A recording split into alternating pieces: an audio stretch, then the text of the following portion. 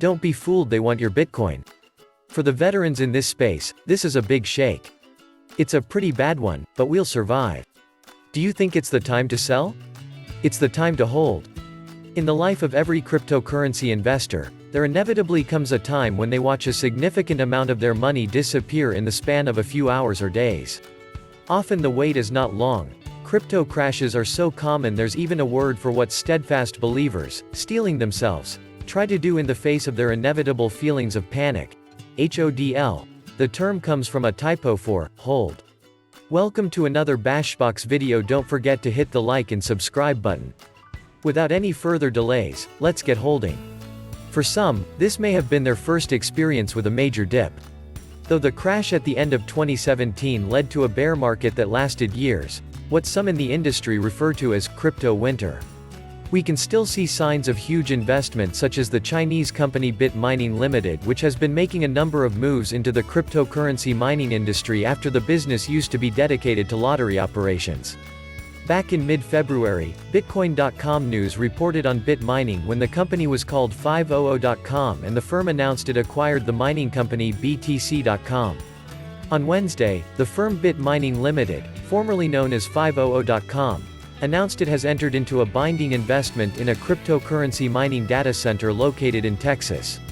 The binding investment worth $25 million is with Dory Creek, LLC, as the two companies will construct and operate a 57.2 megawatts mining facility powered by 85% low-carbon energy.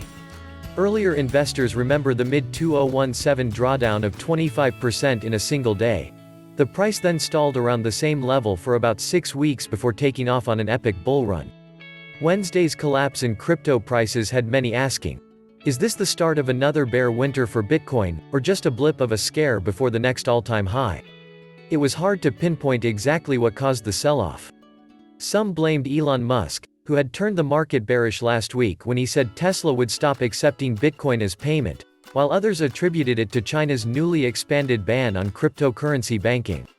Still others figured cryptocurrency was just being swept into the plunge in tech stocks as investors tried to dump risky investments amid worries that inflation will soon make a comeback.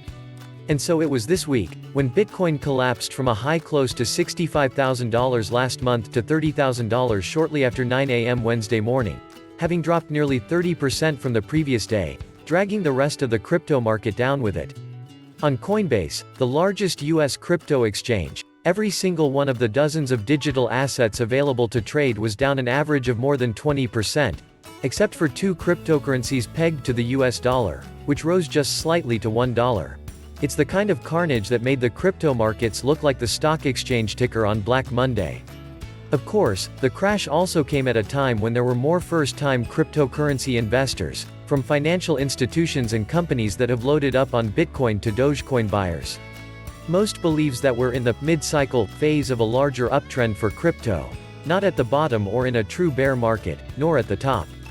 And this will be one of those days that people reflect on from the cycle. Remember May 19th? Yes, that was a crazy one.